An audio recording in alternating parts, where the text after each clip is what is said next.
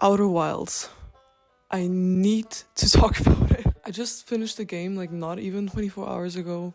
So a little disclaimer, these are my own personal opinions that haven't even been thought over for like a few days. This is just like my first general feeling about the game, and there will be spoilers ahead for the entire game. This video is best enjoyed if you actually also played the game. If not, it might be a bit confusing, but you might find it interesting anyway. Oh, not to mention, before I go into that, the beautiful soundtrack that's probably playing in the background right now anyway. I want to talk about Outer Wilds and optimistic nihilism. So, right off the bat, I think Outer Wilds is like hands down one of the best indie games out there. And people are always like, oh my god, this game changed my life, and you can only play it once and then never again, because that sort of game. And that's totally true. I'm just gonna give you a quick rundown on what it's about if you haven't played it, and I bet you'll be hooked. So you wake up as this little alien guy whose race has been like training and inventing like spaceships so they could go and fly out and explore the solar system, especially this clan that came before them that couldn't finish what they were trying to do. Does that make sense? So that clan found a signal coming from something they call the Eye that is older than the universe itself. And now we're trying to solve that mystery. And I think you get the gist of like the game explores topics like what came before the universe, what was before the Big Bang, what did it look like, what was it like, what created it, what comes after death, what's our meaning in this place, in this earth, in this galaxy. And those are such interesting topics, and I think the game does really well with giving you answers. Because right away I spawn into the game and it's like, it's not a typical video game, I'd say, because they don't give you any missions, you don't really get rewards. The only reward in the game is knowledge. And that's what the whole game builds upon. That's why you can never play it twice, because there's these, I don't even know how to say it. Maybe I should have prepared more for this video. So the way it throws you into this galaxy where with planets and systems that you've never seen before. And I'm not sure if like how many scientists worked on that game, but I've heard that it's like very scientifically accurate with how it handles everything. The feeling that the game gives you, especially in the beginning, and this is important, is you're so small and dumb. You get spawned in there and there's so many big things on like, why does this planet work like this? How come this happens every time I go in there? And it just makes you feel like too stupid almost. You're like, these are these big things about science that I will never understand. You start exploring on your own terms because there's no real mission there. You need to just figure it out, and everything starts making sense. And this is an aspect I really loved. This game is so crazy because there's so many mysteries. There's like a million things that I don't understand, but I want to understand. I think that's really like the premise of the game. You get so greedy for knowledge. It's like a little reflection of like what humans are, because essentially it's like we keep looking and trying to discover more and more and more and get more knowledge, and then even discover what came before us and what will come after us, which we obviously, well, can't for now. This game takes place in like, well, it's sci-fi, and it takes place at a point where like we are technologically advanced enough to actually start exploring that stuff. Anyhow, you just get in there and you're like, there's a million things that I still need to understand. Especially, of course, the whole main thing of the game is like, what came before the universe? How could a signal be older than the universe itself? What does it look like? What does it feel like? What is it like there? What are like the laws there?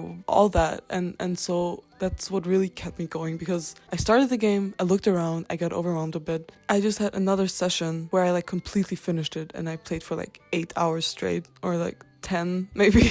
But that's how addicting it was to me. The thing is, the world, the galaxy you're in, it's so authentic. It's not like you're the main character of the game. The game isn't like made for you. You're lucky you get to explore it, but the laws of nature take place anyway, and after a while you start to understand that.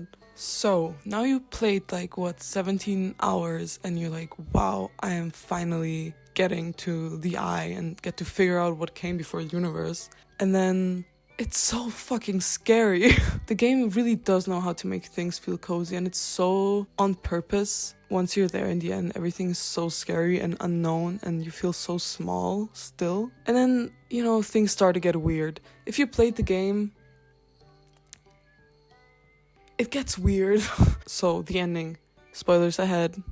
If you're, well, I suppose if you're here, you don't care about spoilers, but so this is the part where optimistic nihilism comes in, which I'm a huge fan of. If you don't know what it means, it's the fact that there's lack of meaning in the world or in the universe can be positive and well, let's explain it easier. Nothing matters, therefore everything matters, because that's all we got. And I think the game just teaches you that so fucking well. See, it's really hard to talk about this because there's so much like knowledge about it. The eye of the universe, because it's a quantum object, which means it's like everywhere at once, but also nowhere at once, all in the same time. And then it chooses its stage, like where it is, only when you observe it. So the question in the game was, what happens if an observer gets inside the eye? What would happen to that quantum object? You fall into the eye, and then there's this quantum entanglement. You basically become one with the eye. Now you've seen it from the inside. You've entangled with it, you've touched it. Now it's choosing what to become. You meet yourself, but then you turn into a tree. Keep walking around a bit confused. The tree grows backwards and you're like, what the fuck? Where I am now, there's no real laws of time or space. That tree eventually grows into a campfire. And in the end, you basically need to get together all your friends that you've met on your space journey, and they all played instruments. It's just so minimalistically beautiful. Well, maybe at the end of the universe, maybe at the end of it all, there really is just a campfire and singing a song with your friends. And then you might be like, what the fuck is going on? There's no way this is, real and this is happening and that's what is inside the universe. This is the big shift. I think the game starts off with nihilism and making you feel small and unimportant, but then at the very end, you realize that you are in fact the most important thing in the universe. The end of the universe is really based on what you experience and your knowledge. So you thought about your friend playing the banjo, and so he appears in that campfire eventually when everyone starts playing music and they play one song and it's really beautiful and absurd. A new universe gets created from that campfire, from that music, from that knowledge. I think it's really beautiful because you look at it and you just see like it hasn't like chosen anything yet. You see like the endless possibilities like pulsating inside the universe, and that's when you realize, and that's where the big shift is, you are important. You are the most important thing in the universe. So that signal, really, that came from the eye was just the eye calling out for something or someone, waiting to be heard, waiting to be found, waiting to be observed, so that that observer and the universe could, well, slowly die and then just start all over again. And I think it's beautiful that the new universe, like when you jump into it, and all the laws in that universe now, they are based on your experiences, what you made. You made the change. You started the new universe. You were the one to observe the eye, and then based off of your knowledge, it took form, and now you're creating a new universe. And somewhere in like 14, billion years from now, another traveler will hear a sound coming from the eye, which is your friends at a campfire. And it's just another universe waiting to be explored. And I think I like that game because to me it was somehow realistic, because I'm like, okay, well, how the fuck is the video game gonna handle that? Like reaching the end of the universe?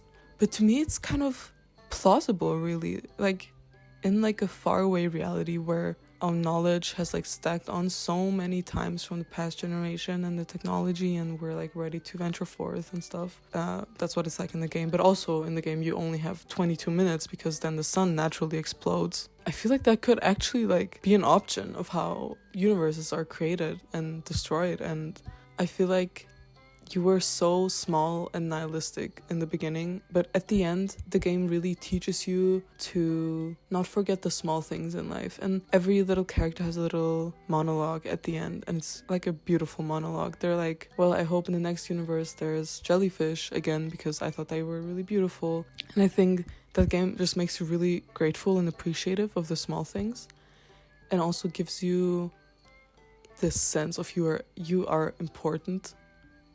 That made me feel really